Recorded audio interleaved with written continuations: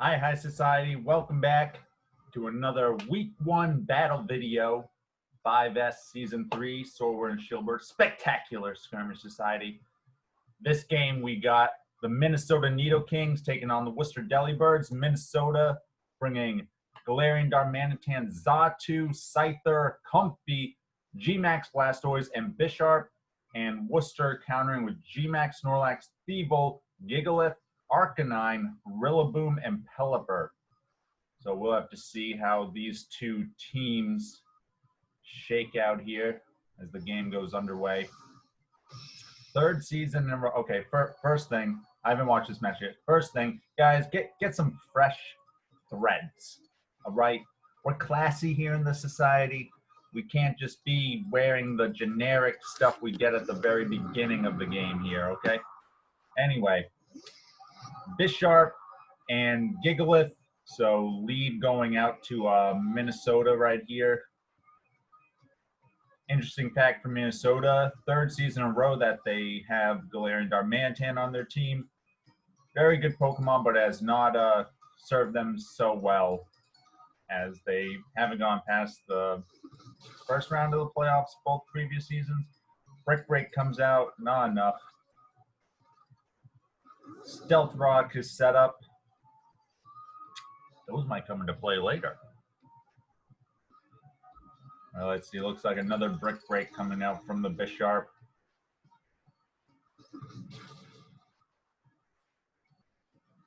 Takes down the Gigalith.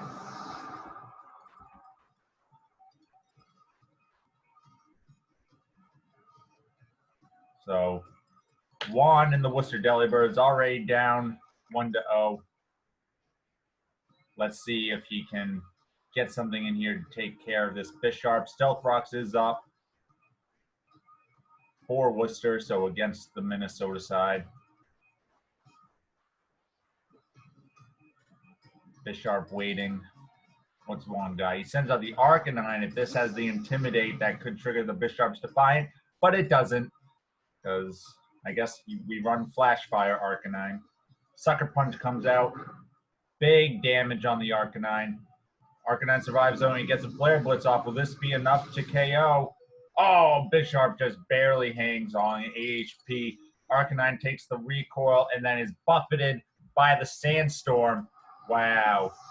Gigalith betraying his own Arcanine there. Bisharp still going to be able to probably damage another Pokemon with a Sucker Punch soon before it gets KO'd.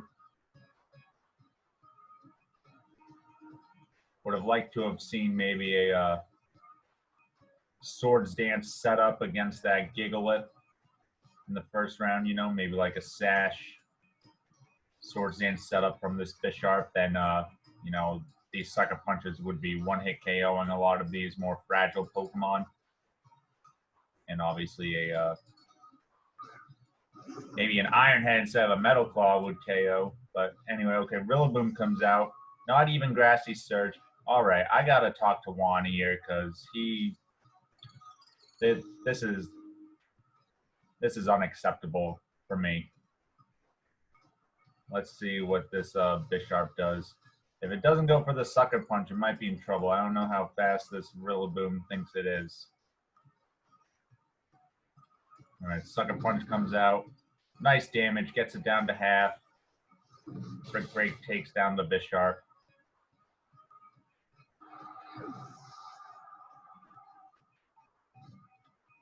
Sandstorm not working in Juan's favor. Let's see, Scyther going to be coming out here for the Minnesota Nidokings.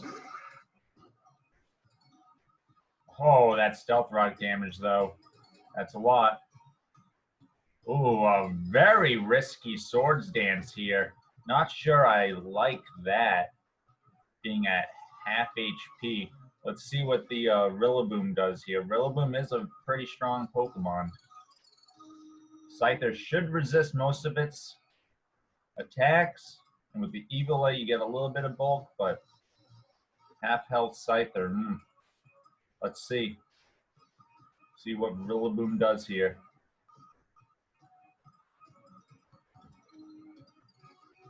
Oh, a swap out. Okay, that works in favor for Scyther here.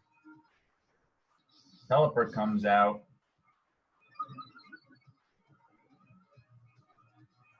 Sandstorm subsides.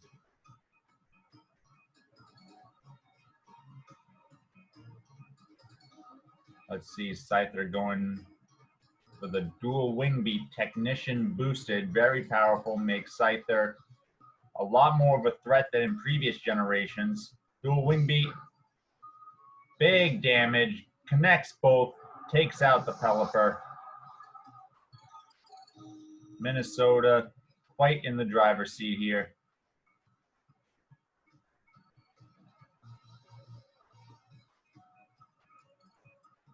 Scyther, if it can outspeed most of these Pokemon, will do very well. That dual wing beat just cleaves through teams.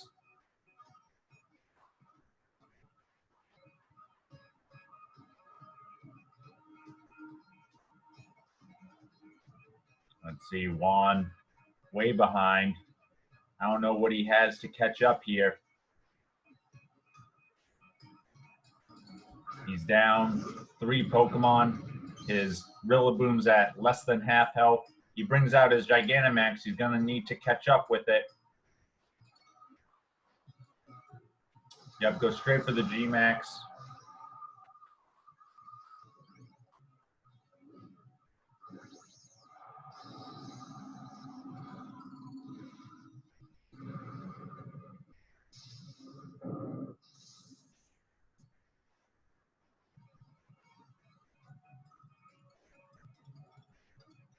Snorlax should eat this relatively well. Oh, it actually takes a lot of damage. That would have been an Oko had he not G-Max. That's crazy. Flare comes out. Scyther down, but it did its job. Got 1 KO and did a lot of damage on the G-Max. Scyther faints. How will Minnesota keep up the momentum here? Leftovers recovery on the Snorlax. Darmanitan's going to come out. Always a big threat.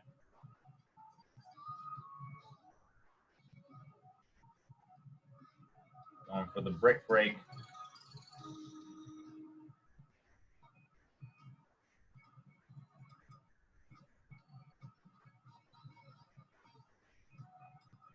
Interesting choosing Brick Break instead of Close Combat. Close Combat being 120 base power, very good attack. Oh, and that goes back to bite him as the Brick Break is not enough to KO the Snorlax.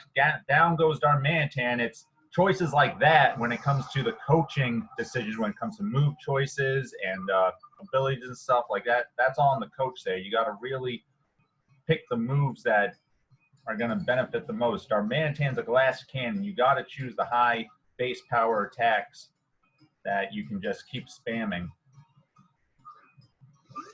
Comfy comes out, should have the triage ability, which will allow it to get it off a Draining Kiss or a Giga Drain. Let's see if this is enough, though. Comfy doesn't have a very high special attack. No! Not enough. This Snorlax is very specially defensive. Steel Spike comes out. Takes down the Comfy. Snorlax bringing Worcester back into it, getting 3 KOs. Now Worcester is ahead. 3 Pokemon to 2. Snorlax catching them up. Shaman and G-Max Blastoise are all that remains. But that is key that Minnesota still has their G-Max in the back. He sends out the Blastoise. Takes a little bit of damage from the Stealth Rocks.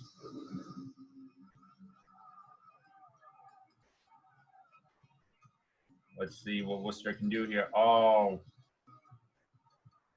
Don't let him get away with this. Snorlax, punish him. He's going for a Shell Smash. I think swapping out here would be a big mistake. Big mistake on a swap out. Do not do it.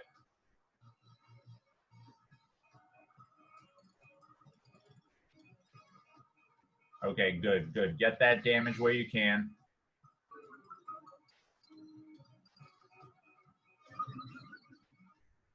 A crit would be nice here.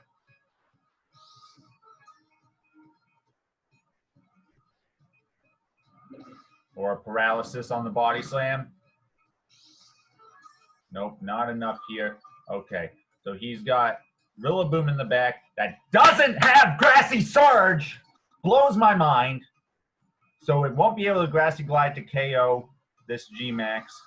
And then he also has Thievul in the back, which if it can be Sash Unburden, might be able to do something here to clean up at the end. But here comes the G-Max Blastoise. Probably going to go for a Cannonade.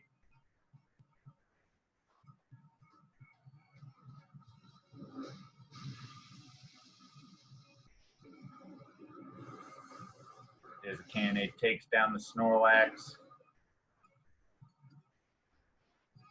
The Vortex of Water is up. That's going to be doing 1/6 damage to all non-water Pokemon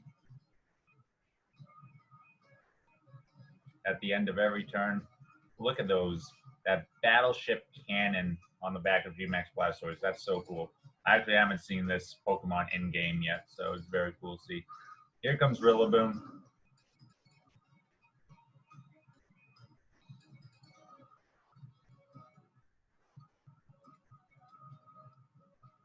For a Steel Spike. Interesting, does not have Ice Beam on his Blastoise. I think that's something to look into. Steel Spike takes down Rillaboom. Gets a nice defense boost there. And that leaves Lonely Thievul in the back.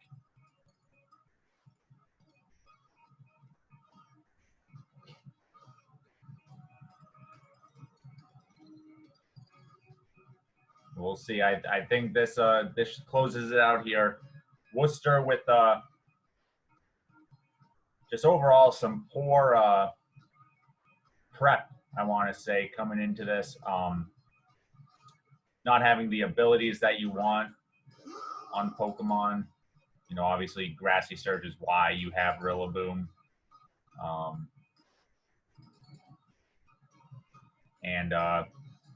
Insider tip, did not put items on any of his Pokemon except for his G-Max Snorlax, so that was a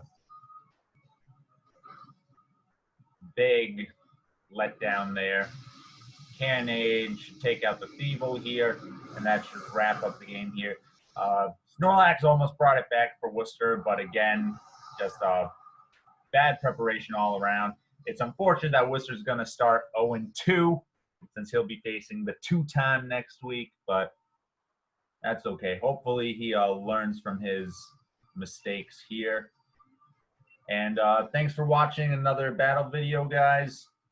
We'll have to have some more coming up with week 2.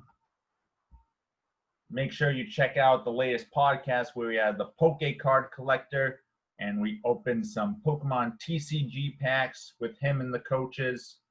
Let us know who you think opened the best packs. Thank you for liking the video. Thank you for subscribing to the channel. Stay classy, society.